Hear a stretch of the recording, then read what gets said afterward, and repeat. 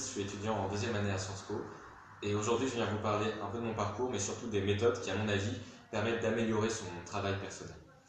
Alors j'ai fait mes études secondaires à Bordeaux, en filière ES, et puis comme en fait j'étais très intéressé par des questions d'actualité, de sécurité, d'économie, de politique en France et dans le monde, je voulais une formation qui me permettrait de mieux comprendre ces enjeux et leurs conséquences. C'est pour ça que j'ai tenté Sciences Po. Le concours de Sciences Po Paris se compose de deux épreuves. La première, c'est celle de l'admissibilité. On peut en être dispensé lorsqu'il y a un très bon dossier qui est complet et qualitatif, mais la plupart des étudiants passent l'épreuve écrite, à l'issue de laquelle ils peuvent être reçus pour l'oral, qui est le deuxième point de passage pour entrer à Sciences Po, et cet oral met l'étudiant face à un jury qui va lui poser des questions très variées, personnelles, sur des domaines comme l'histoire, l'économie, l'actualité. Et donc du coup, entrer à Sciences Po, ça m'a permis d'avoir une formation qui est très, très généraliste, parce qu'on va faire des matières qui vont des relations internationales à l'histoire, en passant par l'économie ou encore la philosophie politique. Et je me suis aperçu que tant en post-bac qu'avant de passer le baccalauréat, il y a des méthodes de travail qui sont importantes et qui permettent d'optimiser son temps. Ce sont des petites habitudes qui en fait tout simplement permettent d'augmenter ses performances. Et la différence entre quelqu'un qui se connaît et qui est capable de savoir quel est le rythme de travail, par exemple, qui va lui convenir, et quelqu'un qui ne se pose pas ces questions, c'est que le premier aura plus rapidement fini ses devoirs. Alors, à mon sens, il y a deux types de méthodes que l'on peut appliquer lorsqu'on travaille. Il y a d'abord les méthodes directes et les méthodes indirectes. Les méthodes directes, c'est celles qui vont s'appliquer de manière très concrète, directement dans tes séances de travail. Et je pense que la première d'entre elles, la plus importante, c'est de déconnecter. C'est te dire que lorsque tu travailles, tu es vraiment à ce que tu fais, et donc tu déconnectes de ton portable, des réseaux sociaux, etc.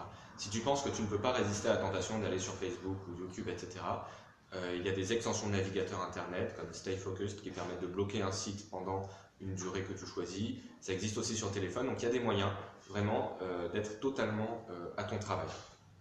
Ensuite, il faut que quand tu travailles, tu t'assures d'être dans un lieu qui favorise la concentration, qui favorise le travail. Ça soit un endroit calme, où il n'y ait pas trop de bruit, tu peux prendre des boules caisses pour être vraiment dans le silence si ça peut t'aider.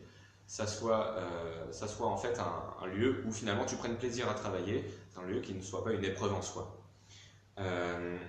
Ensuite, il faut te dire que si tu as du mal à travailler sur de longues durées, d'abord c'est pas grave, on y survit, moi c'est une des difficultés principales que j'ai et on s'en sort, mais n'hésite pas à définir des plages horaires de travail très précises, de te dire avec une minuterie, allez là je pars pour bosser 1 heure, 3/4 d'heure, une demi-heure, et être pendant cette période totalement à ce que tu fais.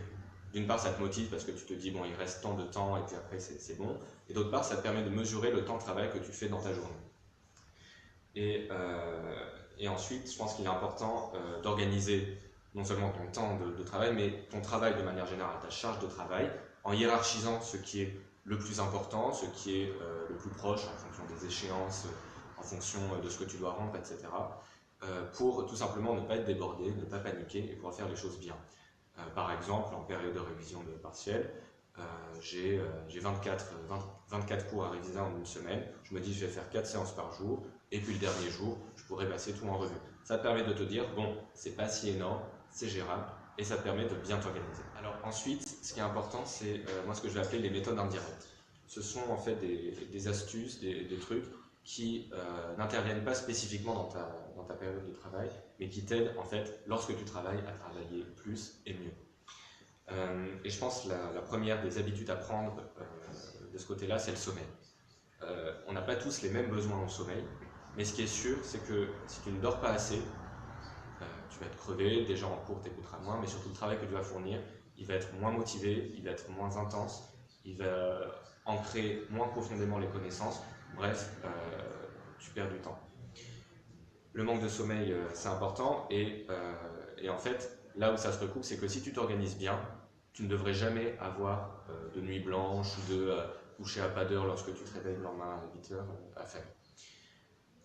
Le sommeil c'est important, mais même lorsqu'on a une journée de 8 heures de 8 heures de boulot et en ayant bien dormi, etc., ça peut être très fatigant. Et donc il ne faut pas hésiter, lorsque c'est vraiment dur, lorsque tu sens que ça va être difficile, à te dégager 20 minutes chrono en main où tu te fais une petite sieste.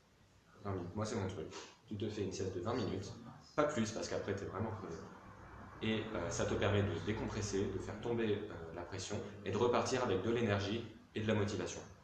Ça peut être une technique qui peut t'aider, notamment le jour où tu n'as pas réussi à t'organiser assez bien et tu manques de sommeil. Ensuite,